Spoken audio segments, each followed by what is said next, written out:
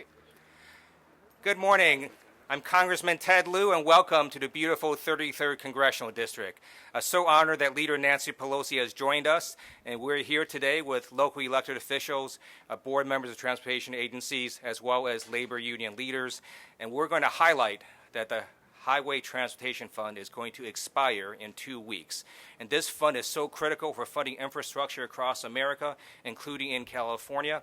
And we know that our roads and bridges and highways form the spine of the American economy. And we need to invest in America and to rebuild and renew our infrastructure. And in doing so, we're going to have some significant benefits. These are high-paying middle-class jobs that are going to not be outsourced, and they'll be done by working families. In addition, we know our infrastructure needs improving. Over 54% of our roads and highways have been deemed poor or mediocre by the Department of Transportation, and 1 in 4 bridges are now structurally deficient, including over 2,500 in California. We need to have a long-term, a 6-year extension, and we have people here that are going to talk about how important it is to have a long-term extension. And with that, we have the Mayor of Santa Monica, Kevin McKeown, who's going to lead off with our speakers. And Mayor McKeown, thank you so much for being here. Well, thank you, Ted. I am Mayor Kevin McKeown. Welcome to Santa Monica, where even our construction sites are beautiful and photogenic. You may be wondering why a local mayor is here with County Supervisor Sheila Kuehl, Congressman Ted Lieu, House Leader Nancy Pelosi. The reason is that this is where the money actually gets used. Places like this kind of infrastructure improvement is why the federal highway funding is so important to us. Construction projects like the one behind me help local cities like Santa Monica complete projects like this California incline. We're standing at the top of a road that is traveled by 18,000 people a day when it is used. And the improvement in this will be circulation not just for the city of Santa Monica, but for the entire region, because down below is the Pacific Coast Highway. We also can't forget that projects like this create jobs at the local level. Now, this California Incline project, which I'm standing in front of right now, is a perfect example of how federal dollars work at the local level. They make necessary improvements in our roadways possible. This behind us, by the way, is not just a roadway, it's actually a bridge. And in constructing this, we had to be very careful because of the environmentally sensitive bluffs that required reinforcement with steel and concrete to meet Caltrans standards. So this is something that would have been impossible for the city of Santa Monica to do alone without the federal support. The construction here began last April. It'll be done in May of 2016. And this project employs over 200 people. Now, that's not just some Capitol Hill hypothetical. That's real people with real jobs here in Santa Monica. Let me just call out a few of them. Is Delfidio Carpio here? The general superintendent on this project and a member of the Carpenters Union. Jeff McDermott, the project manager from MCM, is over there too. And who's here from Caltrop, the contract manager for this incline project? These are all people who are here, who are working, who have teams of people working with them, jobs created by federal dollars here in Santa Monica. The total cost of this project, a little over $18 million, a bit beyond what a city could have done. 90% of that funding is drawn from the Highway Bridge Program, which in turn is funded by the Federal Highway Trust Fund, which is what we're here today to talk about, why that is so important to us. When we finish, the incline will be about 5.5 feet wider than it used to be, and that's going to mean dedicated lanes for bicycles and pedestrians separated from the traffic. It's going to be a much safer thoroughfare with guardrails. It's built safe, it's built smart, it's built strong to last for decades, and we could not do this without federal help. So I want to express my appreciation for Leader Pelosi and Congressman Lieu and their proven and ongoing support on this initiative of getting federal funding for local cities. We and our partners in our community have already made Santa Monica work and made Santa Monica safer with the funding available from the federal government. What we need now from Washington is more than a series of self-imposed crises. We need dependable, ongoing funding. We can't just be lurching from one shortfall to the next. And that's what our representatives are doing for us in Washington, and we in Santa Monica deeply appreciate it. Thank you. Thank you, Mayor McKeown. Before I introduce our next speaker, I do want to say the Democratic Caucus does have a solution to this. We have introduced the Grow America Act, which will pay for the Highway Trust Fund, and part of that funding will be shutting down corporate tax inversions and making sure that corporations can't escape paying their fair share of taxes simply by moving their mailing address to an overseas location. Our next speaker, I've had the honor of serving with in the California State Legislature, and she is now our wonderful new supervisor, Sheila Kuehl. Thank you, Ted. Thank you very much. I have to step up so that I can speak into this mic, and essentially that's what we're saying to the federal government, to Congress. We'd like you to step up and decide that 6 months is not enough in terms of securing funding for projects like this, but 6 years is what is needed. Very grateful to Leader Pelosi, to Congressmember Lieu for their work in Washington. It's the partnership that is really important here. When I was in the State Assembly and the State Senate, I sponsored a task force for Pacific Coast Highway. Why? Because there are 6 different jurisdictions that overlook that highway just from the tunnel up to the Ventura County line. And unless we all work together, we weren't going to get anything done. So my colleague, the mayor of Santa Monica, Caltrans, Metro, Caltrans, of course, does a lot of work on PCH. How could I get confused? Our new director at Metro, wonderful Phil Washington, and labor is here as well. I'm very grateful for that partnership. PCH is a delicate piece of land, but it's also a hugely traveled highway. And without the help of the federal government, we cannot secure the kinds of safety measures we need on PCH. It's the same with the incline. Think of the thousands and thousands of cars that go up and down this California incline to access the highway. And now that we have the Expo line coming into Santa Monica, it's going to be more and more traffic between the end of that line and the beach. So I'm very grateful to those in the federal government, especially Leader Pelosi, who's shown such leadership, and our guy, Ted Lieu, this is also the beautiful 3rd Supervisorial District, for the work that they're putting in, and I look forward to success in this endeavor. Thank you so much.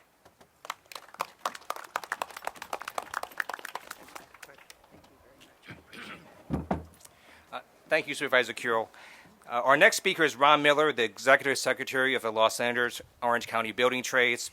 Before I call him up, I want to recognize the other unions who are here today. We have the carpenters, we've got operating engineers, we have laborers local 300, iron workers local 433, Southern California pipe trades. Thank you all for coming. And with that, Ron, why don't you come on up?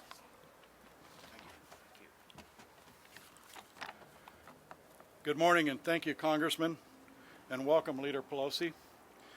The LA Orange County Building Trades represents 140,000 craftsmen and women within 48 different local unions across 14 trades. It's a lot of members, and we're the backbone of the middle class. Our doors are open to men and women from all backgrounds. You don't need a college degree to succeed in the building trades. Our apprenticeships are the second largest source of training in the United States, right behind the U.S. military. We invest over $1 billion a year training apprentices, and they don't have any student loans. When they graduate, it's nothing. It does not cost them nothing for their apprenticeship. But the key is we need jobs for them to start their careers in the building trades. In LA County in 2008, we passed Measure R, which is the sales tax for transit projects. Just a couple blocks away from here is the Expo line. That's the result of that tax, sales tax. The results are game-changing. New subways, light rail lines, all to help Los Angeles cut down on traffic. Because the voters acted, Angelenos are working today. Just ask a Labor's Local 300 member on the light rail. Lorena Vela, she actually got promoted to forewoman in the recent months, or an apprentice on the Expo named Juan Rodriguez. He served our country in the Marines, and when he got out, he saw starting a civilian career was pretty hard, much harder than he thought. He found the building trades, and today he's proud to work on the transit projects and support his family. The only way to make these careers available is through projects. What we're doing is win-win. We're improving our country's infrastructure while we generate good-paying, long-term careers. And these careers come with fair wages, full benefits, and a retirement. This is a business model of how to invest our tax money.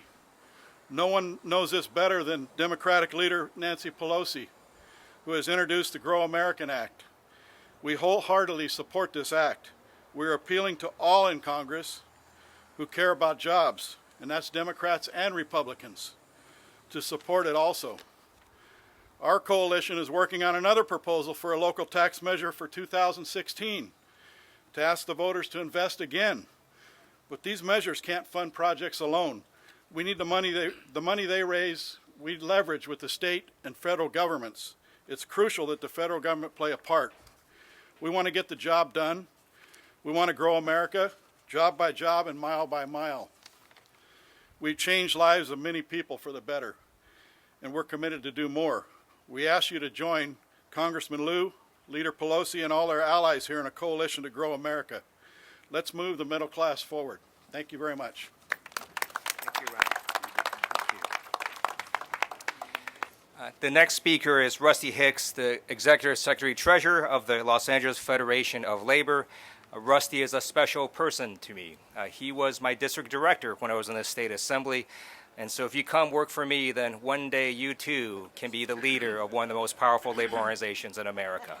And with that, Rusty, come on up.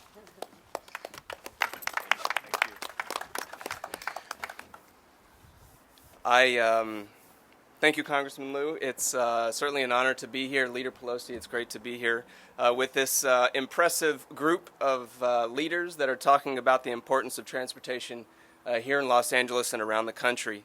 My brother Ron Miller spoke about the importance of the jobs that are created by the investment dollars that come to public infrastructure projects like this one.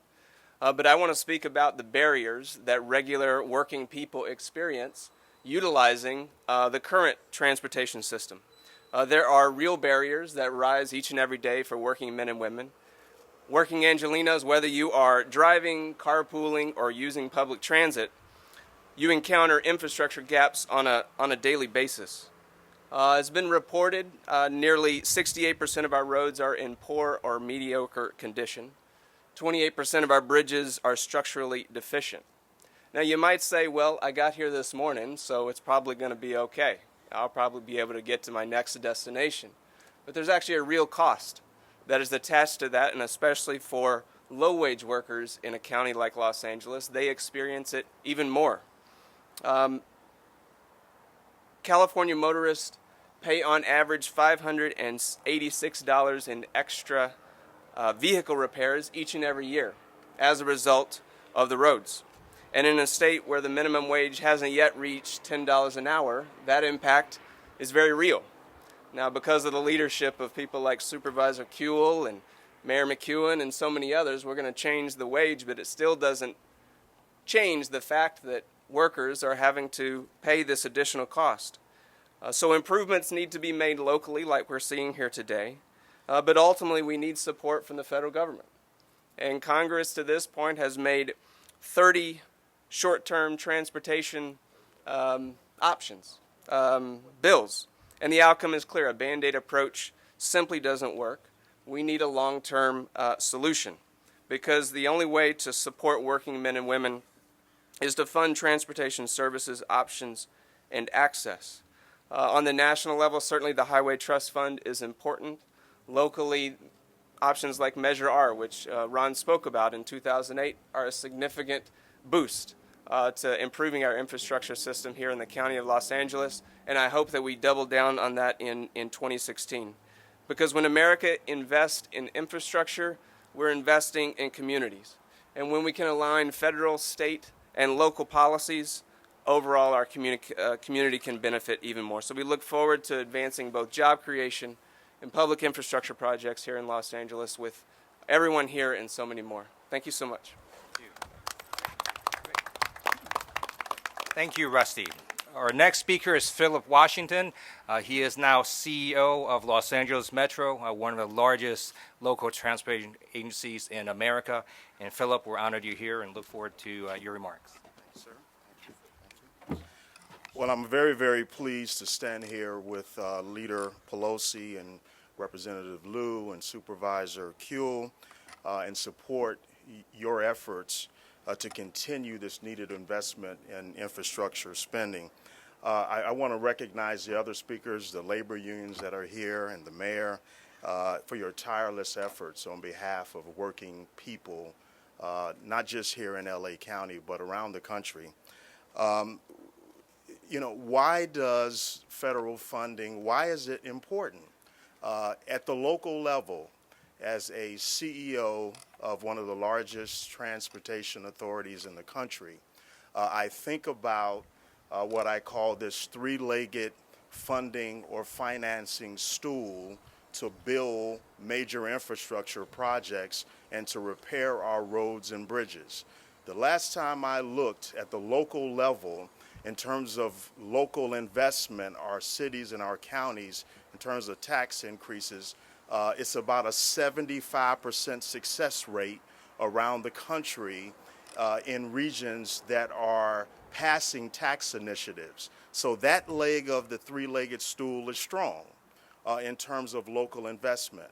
The second leg of this funding and financing stool is really investment dollars that come in for infrastructure projects. We know that there's capital out there. We know that there is investment dollars willing to invest in infrastructure. So that leg is pretty strong. The third leg of this stool is the federal funding piece, and I gotta say that that leg of the stool is wobbly and weak. And so why is that important? We don't have a long-term transportation reauthorization bill, and so in terms of planning for the long term, we have risk in that planning, if you will. And so we need a long-term bill. 34 extensions, I think the leader talked about, 34 extensions. Our infrastructure forefathers are turning over in their graves. We must have a long-term transportation reauthorization bill, and we've got to have it now. As a 25-year military veteran, I retired a few years ago, and I've said this before, I want to see some nation building in this country. Nation building in this country where we're repairing our bridges, where we're fixing our transit systems, where we are creating jobs for our citizens. We need some nation building here in this country. Thank you for having me, and I appreciate the work and the efforts of all of our leaders here. Thank you. Our next speaker is Leader Nancy Pelosi. The only reason we are even here today is because of Leader Pelosi's leadership, in particular what she did in 2009. As you know, we had a deep recession. We were facing a collapsing economy, and Leader Pelosi shepherded and championed the American Recovery and Reinvestment Act, the largest federal infrastructure funding law in U.S. history. And it's because of that law, because of her leadership, that not only do we have infrastructure, we also have an economy. So thank you to Leader Pelosi for her leadership, and look forward to her remarks. Thank you very much, Congressman Lieu, for the invitation to be here today, for your great leadership. First, I want to thank the people of this district for sending Ted Lieu to the Congress. He has been effective from the start, carrying over his leadership from the state legislature. One issue I want to mention particularly, his leadership goes from A to Z, but C, conversion therapy, which he was successful in eliminating in the state legislature, that he has introduced that law in the Congress of the United States. And as a member of the Budget Committee, he has been a champion on issues that relate to our veterans. And I'm so pleased to see so many veterans with us here today. Thank you for your leadership and your patriotism in that regard. Ted Lieu sits on two committees that have jurisdiction over everything. That's a pretty good brief. One is the Budget Committee, where he's part of fighting for the values of our country. Our budget should be a statement of our national values. What's important to us should be there. Who better than Ted Lieu to bring the values of this community and this state to that debate? And they do the blueprint for how we go forward. On this other committee, Government Reform Committee, he does the oversight. So everything from the blueprint to the oversight, Ted Lieu is there bringing his knowledge and his values and his priorities. And one of those priorities is what we are here to talk about today. This issue of the Highway Trust Fund, about investing in the infrastructure of America, has never really been partisan in the past.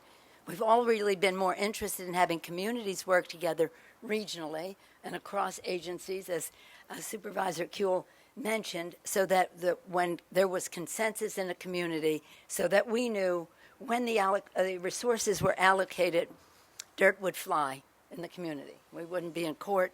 We'd be getting the job done. So, Mr. Mayor, I want to identify, it's an honor to be here with you, identify with you with the beauty of the backdrop, because not only is the backdrop the Pacific Ocean and some construction work, it's a look at the future. What do you see when you see that? What do our construction workers, and God bless you all for what you do, what do they see when they see that? They see what they are working on, a finished product. And that finished product is about safety, it's about infrastructure, it's about the jobs right now to build it, but it's about the promotion of commerce and moving people from home to work, children from home to school, produce and product to market in this great state of California. And so it is a site, when you look at it, we never see the physical beauty, the possibilities, we see the future. And that's what this legislation has been all about.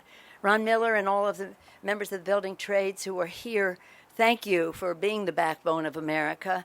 And for the backbone of America is the middle class. And that is what we are trying to reinforce when we talk about these kinds of good-paying jobs here in the United States.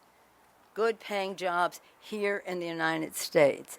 Rusty, congratulations on you and such a young age, assuming such a large responsibility. I look forward to working with you across beyond the building trades, but I know that our friends in labor, our brothers and sisters in labor, are all together on this subject. Phillip said it very well. Let's build the infrastructure of America. Let's build the infrastructure of America. Now, let's say, here's what the challenge is. The American Society of Civil Engineers says there are like at least a couple trillion dollars of deficit in building our infrastructure. A couple trillion. We don't have that kind of money to invest in that. We should have. We have learned that no maintenance is the most expensive maintenance. And so when you're building this, seismically improving it and all the rest, it's about safety as well as quality of life for people. But we have to be clever in how we leverage, we've all used that word, leverage the resources that we have. The federal government, for its part, has to have some level, present some level of certainty. It can't be, well, we're doing it for 2 more months and then we're doing it for 5 more months. That's not how to build infrastructure. That's how to place everything in doubt. And as I have said, in the past, these have not really been particularly partisan. We've all agreed. If the community agrees on a project, then we want to try to find the resources or the way, whether it's Build America bonds, which was one part of it, part of the Recovery Act. So we need your help for supporting the GROW Act, the America Grows Act. The president, that is his initiative. We in Congress support that with some of our own. Congress will work its will on it. But the fact is, the question always comes down to one thing, the money. And when Ted Lieu talks about saying one way to pay for it is to stop inversions, which are businesses, what they do is they buy a company overseas, and then they declare themselves residents of that country, and then they avoid paying taxes in the United States. So that's a lot of money. It's a lot of money. It's not a lot of businesses, but it's a lot of money. And that would pay for a big chunk of the American Grows Act. And that American Grow, that W in there is about work. It's about work. And that's what this is about the work to build our infrastructure, about the work that it gives, that provides jobs for people doing so. It's about the work that is provided by the promotion of commerce that springs from it. It's about the improvement in quality of life for people not to be on the road all the time because of our failed infrastructure. It's about the safety of traveling over a bridge without doubting whether it's going to be sustainable, that it will be strong enough. And we have had incidences where there haven't been across the country. So it's very exciting. I'm optimistic. As disappointed as I am in these kick the can down the road kind of things, I do think that we have an opportunity with enough public awareness and enough public weighing in to get a bill that would, as Supervisor Kuehl said, be a 6-year bill, at least a 5-year bill, but hopefully a 6-year bill that will remove all doubt that the federal government will be there. 90%, well, actually 88.5% of this project is federally funded. We're very proud of that because it has made it possible. But there shouldn't be any doubt across the country that the federal government will do its part, play its role, and we cannot be deterred from doing what we know is very obvious, needs to be done, has bipartisan support for what we want to invest in, but doesn't have the support in how we pay for it. And how we pay for it has to be in a way that strengthens the middle class, reduces the deficit, creates jobs, good paying jobs here in our country. So once again, I thank Ted Lieu for his leadership right from the start on this legislation. There isn't a member of Congress who doesn't know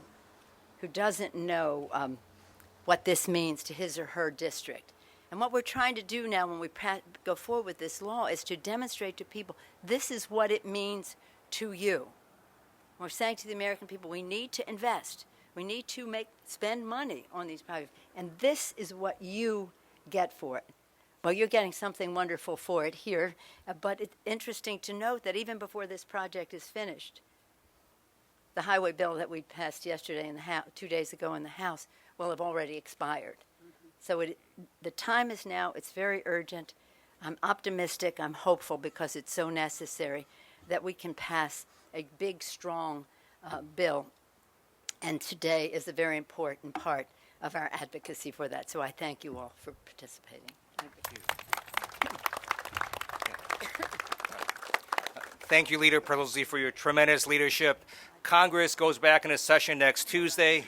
At that point, we'll be 10 days away from the expiration of their Federal Highway Trust Fund. So this is an urgent matter. And with that, happy to take any questions.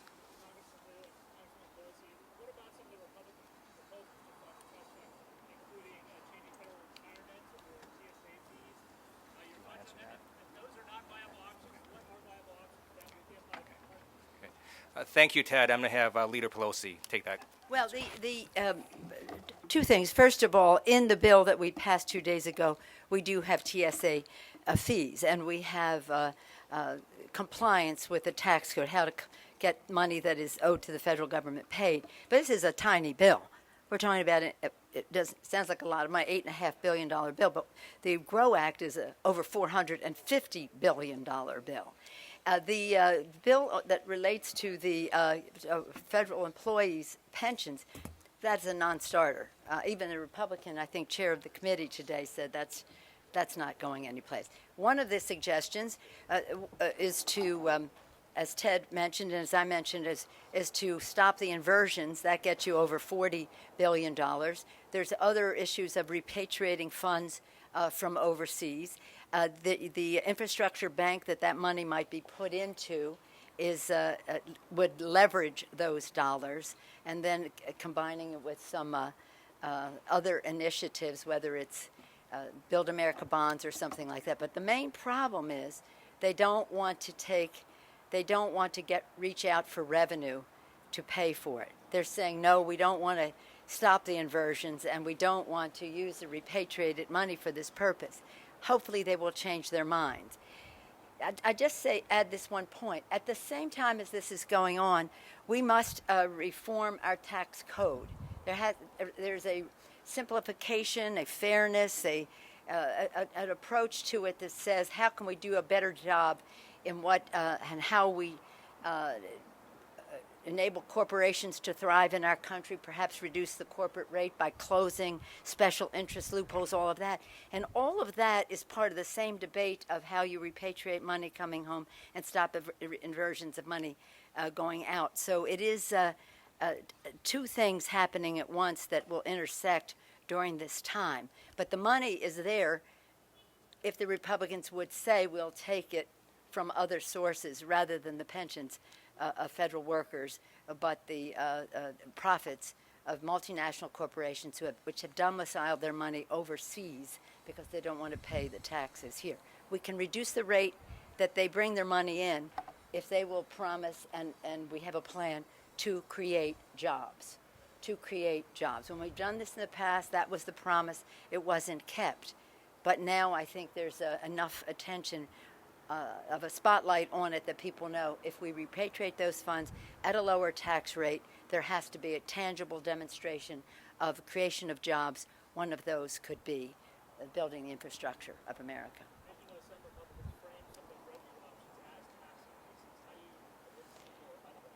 But it's not tax avoidance, it's to stop tax avoidance.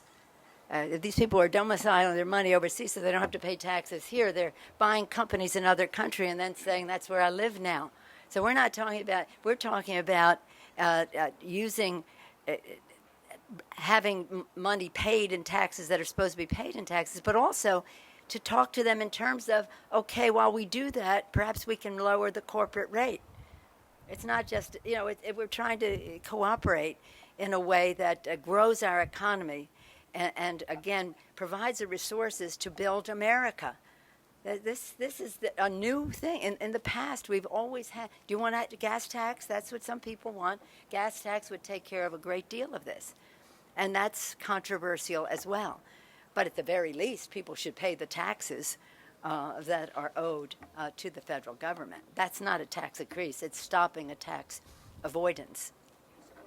Well, you and I have a conversation. I think some other people might have a. Yes, I do. I'm not avoiding that question. Yes, I do. I think there's a great deal of support in it, and nearly, well over a dozen, maybe probably 20 states have passed gas tax laws in order to do their part of maintaining highways and infrastructure in their state. So this is already happening across America. The question is. And some of these states have come to us, and they're not Democratic states. There are many red states, and they're coming to us and saying, we can only go so far. You have to do more. But again, that's a bigger debate that the American people need to be engaged in.